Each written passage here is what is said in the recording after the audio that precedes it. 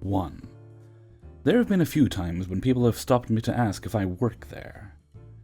But I've always just been able to say, no, sorry, and that's always the end of it.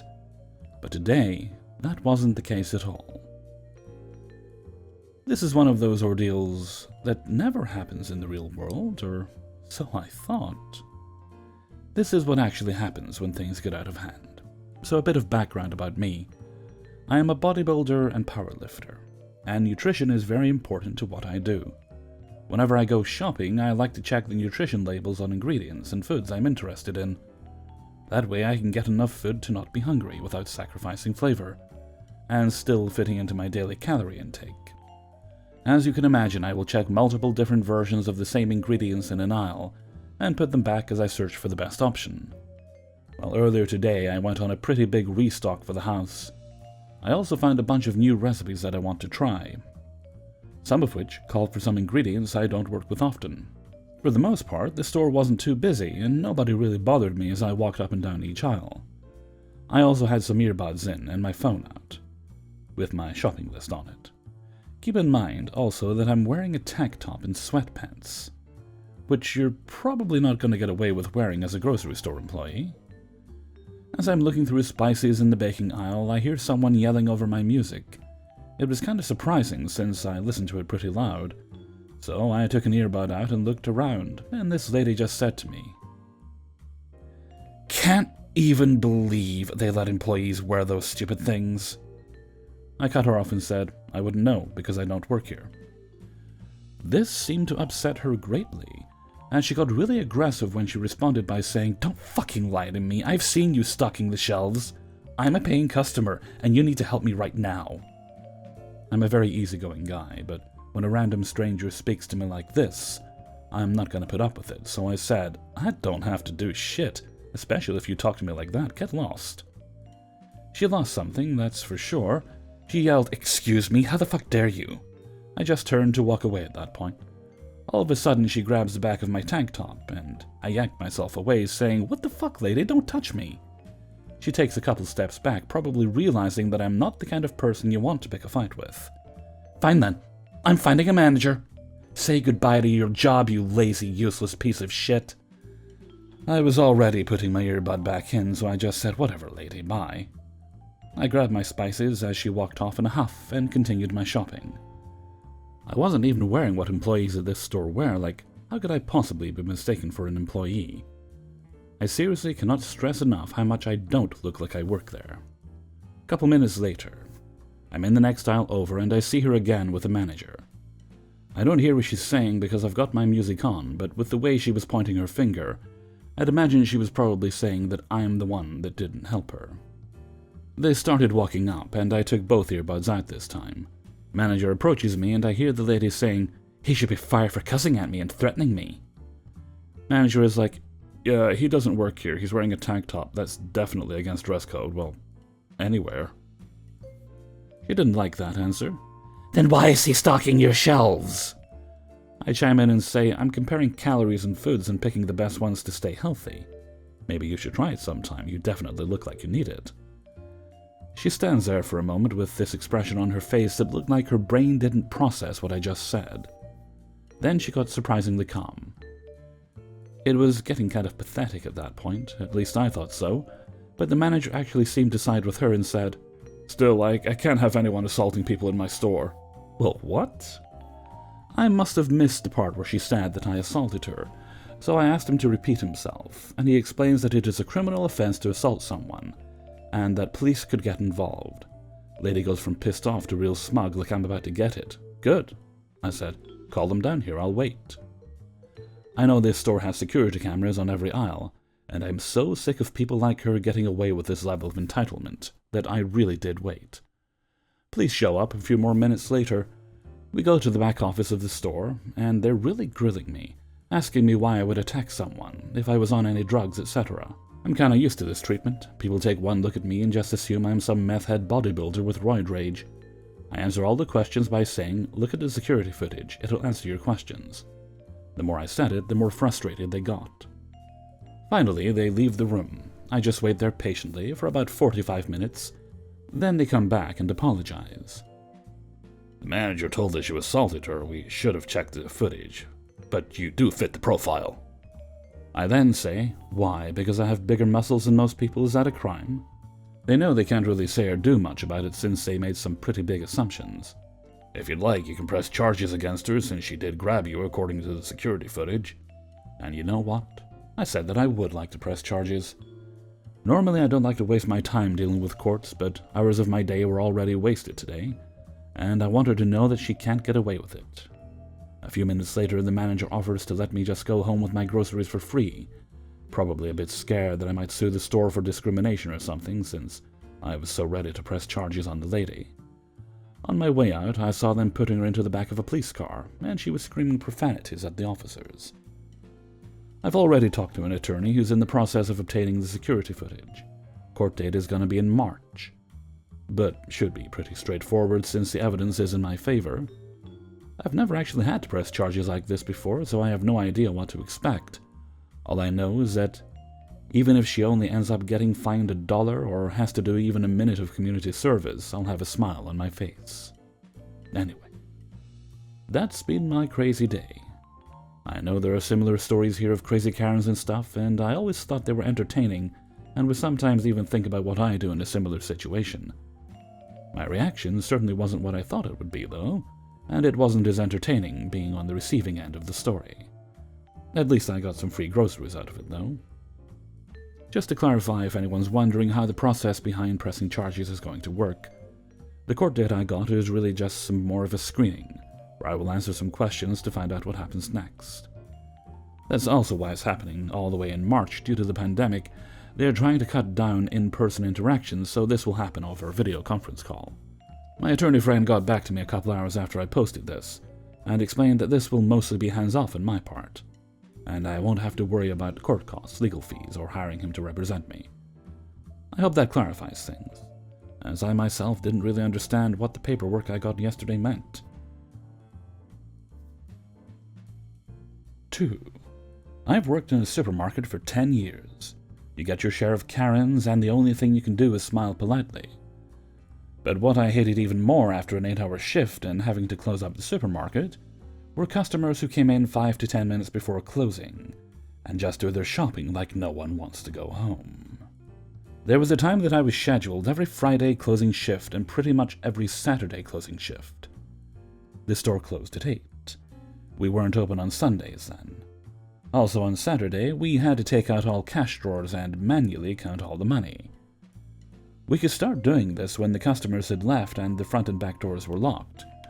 So customers coming in 5 to 10 minutes before closing time and taking their sweet, sweet time to shop were hated. Hated with a passion. My shop had a procedure. We would barricade our entrance and turn our front door on, only opening when people wanted to leave the store at about 5 minutes before closing. We would remind customers at 1:45, 10 to, and 5 to closing time that the store was going to close and please go and pay for their groceries. Normally, we had very few incidents. This one, however, is burned in my memory. It was a Saturday. As head of cashiers for that night, I had the honor to make or break the day of our beloved customers.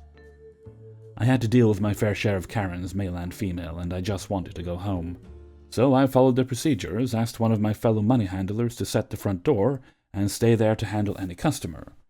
At 2 minutes before closing time, a man comes running to the door. My colleague asks what he needs and reminds him that the store is going to close and he won't have much time. He says he just needs formula. Since I was busy with the customer, she let him in. Guy gets a basket and goes into the shop. Since he said he needed formula, we thought he would be in and out like a roadrunner. Nope. No, because Formula Man didn't need formula. At 8:05, Formula Man is seen in the cheese section of our store. 8:15 at our wine section. What the heck does he need that for? What kind of baby does he have? Several of my colleagues have gone to this man to get him to the counter. He scoffs, huffs, and says that he's a paying customer. My fellow money handler was the last one to go to him, and that's when he went too far. He yelled at her, cussing at her and making a high school student cry. Now I'm pissed.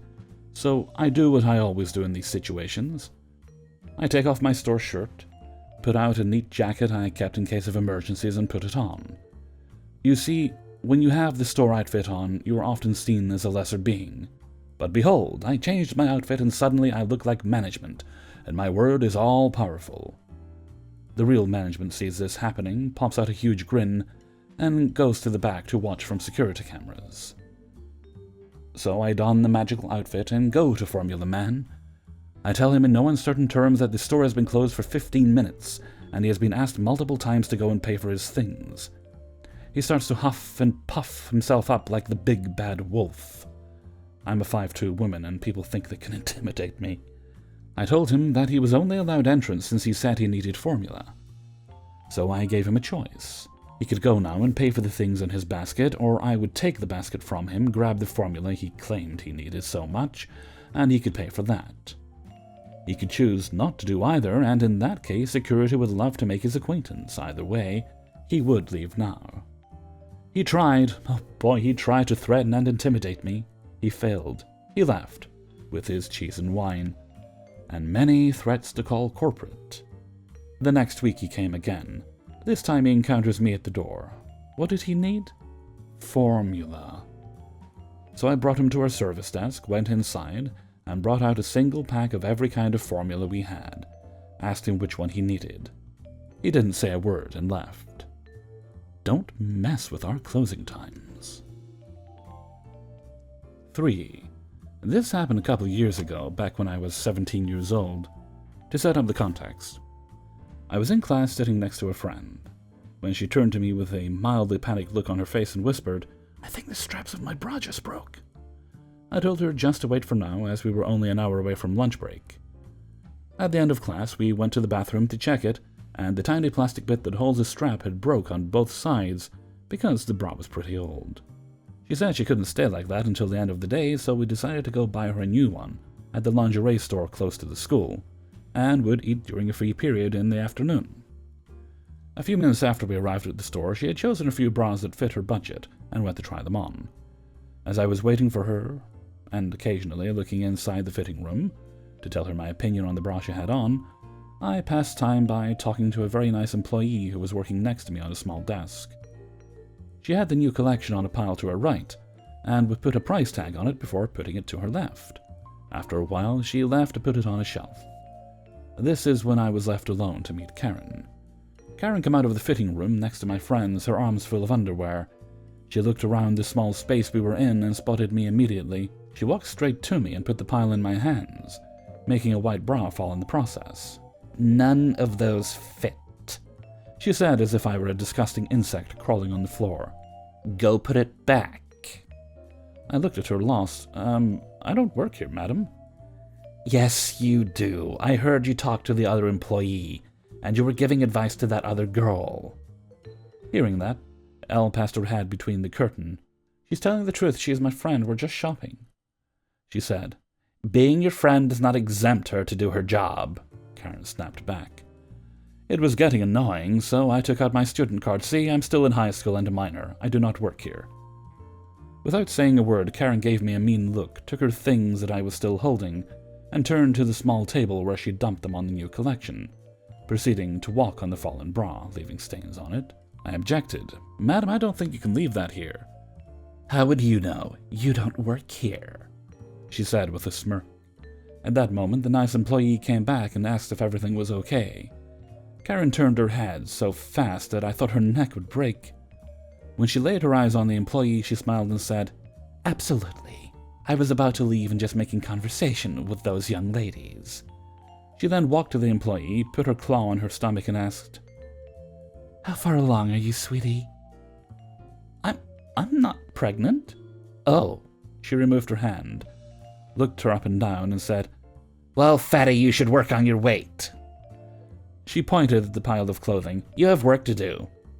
And like that, she left the store as we looked at her dumbfounded. Elle had already went back inside to put her clothes back on, as she had made the choice and therefore didn't hear Karen's final lines. I was waiting for her and looked at the nice employee. She was red in the face and asked me in a small voice if her skirt really made her look fat. I told her she looked stunning and that Karen was just a mean, jealous old bat and to ignore her. She smiled and thanked me. She then told me how much of a pain it would be to sort Karen's mess and allowed my friend to walk out with the new bra on, scanning it directly on Elle at the register.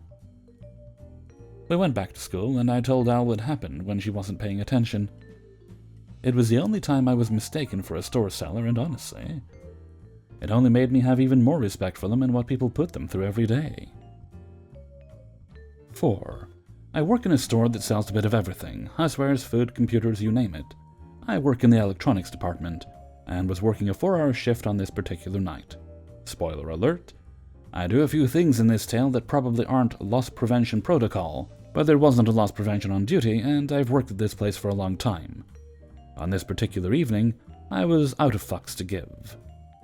At about 6 p.m., a man wearing a black hoodie with the hood pulled up, carrying a messenger bag, enters the department. I'm on the opposite side of the department, helping a customer, and can't do anything about customer servicing this guy myself. But I signal my co-workers to let them know. After a few minutes, he comes to my end of things and starts looking at the headphones. I'm now helping a different customer, but he's within my peripherals, and I see him grab a couple boxes and slowly head out of the back end of the department and behind the other aisles of the store. I finish with my customer and decide to follow him at a distance, just to get an idea of where he is. Pretending to be looking for a manager, I pass him towards the middle of the store, now with box in hand, the other one presumably in his bag. I keep walking, but double back right away and get him walking towards the exit. No boxes. He pauses by the pop coolers on the way out of the store, and for some reason I decide to approach him. Hey, just wondering what happened with those boxes you had in your hand when you left electronics. I left them in aisle X, and maybe why, I can't remember. Oh, can you show me where, because you were supposed to pay for those in electronics? Look, my memory isn't so good. It's in one of those aisles, okay? He begins to slowly walk out at this point. Me, knowing fully that this was BS but can't do anything about it. Okay, well, see you later, I eventually mutter as he gets out of earshot. I then reported him to our response center, basically company-wide camera access, and told them everything. This was at around 6:15 p.m. I also told my co-workers that I was closing with that night, and they told me they had all seen the man looking suspicious and had customer serviced him.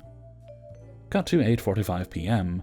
We're shutting things down for the night, and the same fucking guy comes back wearing the same clothes with the same bag. But this time he's brought a similarly dressed friend, a female. I'm thinking, okay, classic distraction tactics to try and steal more shit. She'll draw us away from him and he'll do his thing. The others in the department took notice, and I told them to stay close, but not too close. About 5 minutes go by. They're milling around, and like clockwork, they both head to the headphones. I circled around via another aisle, came up the back end, and started facing, with my co-worker facing the section about 20 feet down, the guy between us. I kept his friend in my peripherals, but she appeared to be disinterested or wasn't vibing with us being so close by. I approach him. Surely he'd remembered me from before. Hi, anything I can help you with? No, I'm just looking around. Okay, no problem. Let me know if you have any questions. My co-worker and I continue to face on either side of him, making small talk to keep things natural. He takes a couple of boxes of headphones almost identical to what he took earlier. In addition to a couple small speakers, he turns to me. Hey, I don't want these. Can you put them back? The guy probably thinks I'm going to spend precious time and energy putting them back properly. Oh no, I say, sure. Promptly hand them to my co-worker and stick the same distance away. Like clockwork again, this guy tries to go around the backside of the department and out, but I wasn't having it. Hey, you have to pay for those here. What if I want to pay at the front? No, you have to pay for them here. Since when? Since forever. It's company policy. This is where I cut the bullshit. Look, man, I've seen you in here earlier. I talked to you by the pop coolers about the exact same thing. You have to pay for these here. That wasn't me. That was probably my cousin. Your cousin? Your cousin wears the exact same clothes as you? Without pausing to analyze how amazing this comeback of his was, I say, look, man, I don't care who you are. You have to pay for those here. Fine. Keep your stupid shit. He throws the headphones in the air, and him and his partner slowly leave the store empty-handed. My coworker, who witnessed this entire interaction, phones the whole thing into our response center laughing. I usually stay the fuck away from people like this because I never know what they might pull, but goddamn, the audacity. The gall to come back in the same shift, wearing the same clothes, stealing the same stuff is incredible, and I couldn't not share. Anyway, hope you enjoyed. 5. My fiancé and I are huge gamers, and we moved to a city that had a buy of the best pretty close. So naturally, my fiancé and I visited quite a bit. That day, I was wearing a plaid shirt. Love me some plaid. Some blue jeans, sneakers, and the star of the show, my favorite blue beanie, that I also stole from my fiancé. Again, this is the buy of the best. Uniforms are blue polos with store logos and black slacks. I was looking through the games while my fiancé was a few aisles over looking at the records, when all of a sudden, a wild man-child appeared. I'm trying to decide what RPG I want to buy to put on my shelf and maybe play in the next year. While literally sitting on the floor, I'm tall so it hurts to lean over to see the bottom shelves. I hear someone behind me, and I don't really think much of it as the store was decently packed.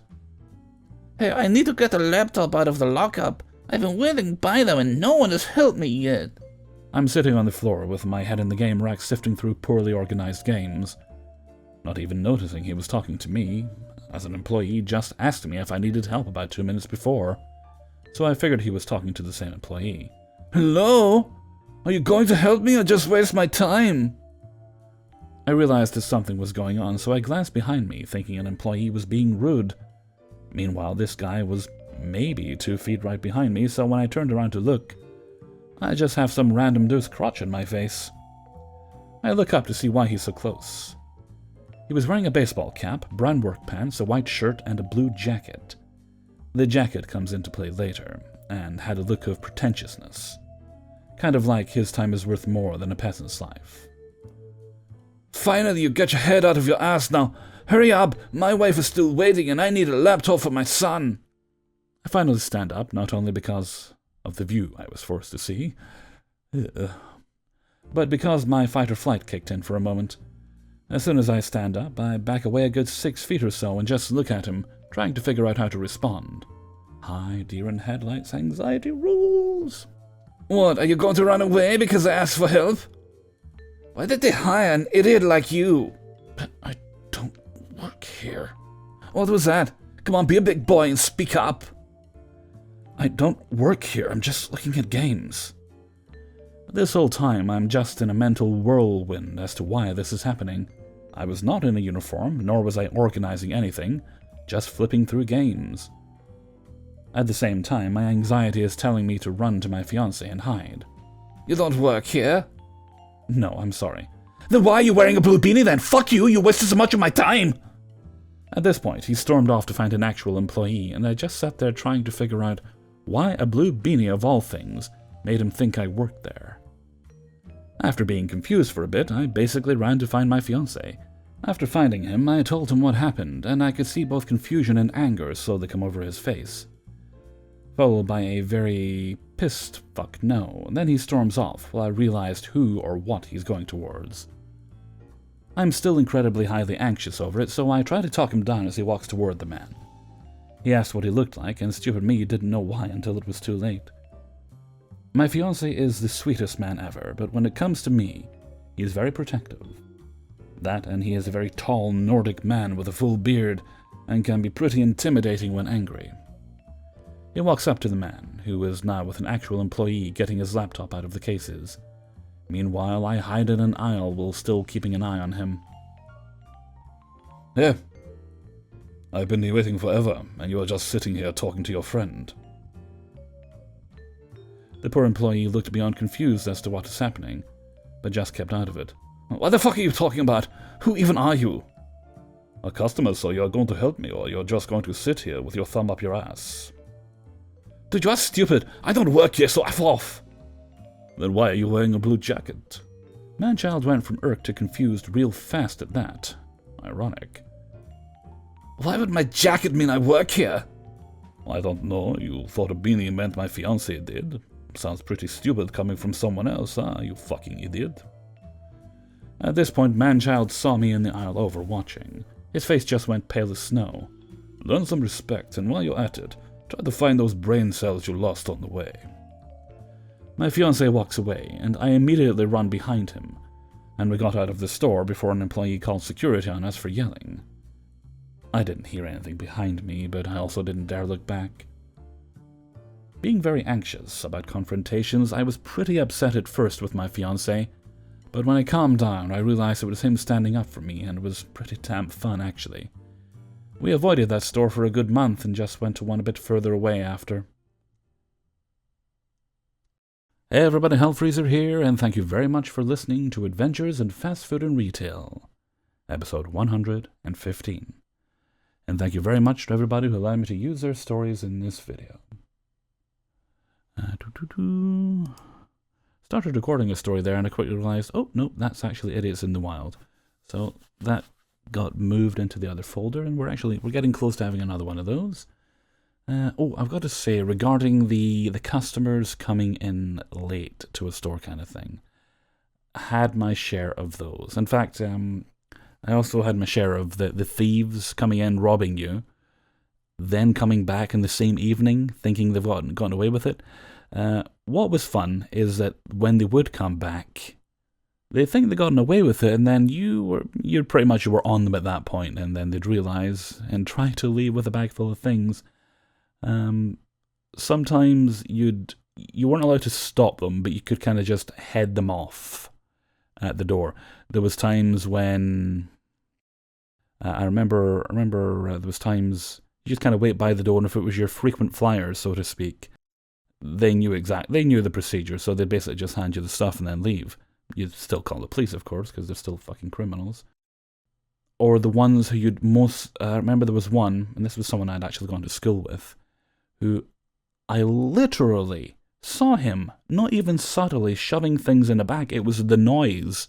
I was serving on the tills that time. It was the noise that caught my attention, so I went and I looked. And I was just kind of staring at him, shoving things in a bag. And he sees me watching him, then just kind of casually, with the bag full of stuff he's attempting to steal, tries to walk out the shop. Got the bag from him at the exit, obviously.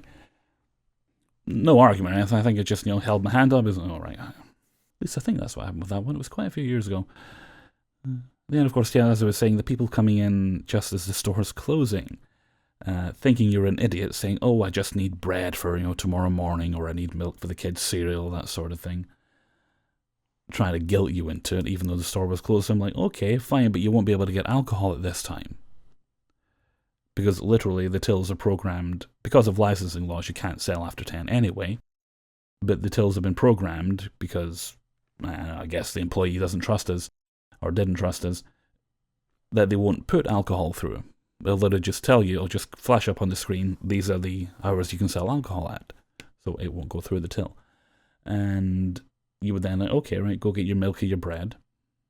Store is pretty much closed at that point. I mean, it's maybe even 10 o'clock, probably 10 o'clock, trying to lock the doors, being like, okay, we'll be nice, we'll let them in, get the bread. And you're waiting. Now, bear in mind, it's after 10, so you're not getting paid at that point. And you're waiting. And you know exactly where to go and look for them. Yes, they're down the alcohol aisle. And I say, look, I told you, you're not getting drink. Oh, he just wants to, it won't go through the tills. And of course, they don't realize they're kind of screwing themselves there, because you did them a favor by letting them in at that time.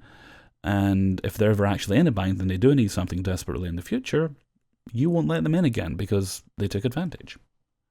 There's also the fact that if they get served after 10 when I wasn't getting paid, it was entirely at my discretion. Okay, and with that, I'm going to head off for now. So until next time, thank you very much for listening, and take very good care of yourselves.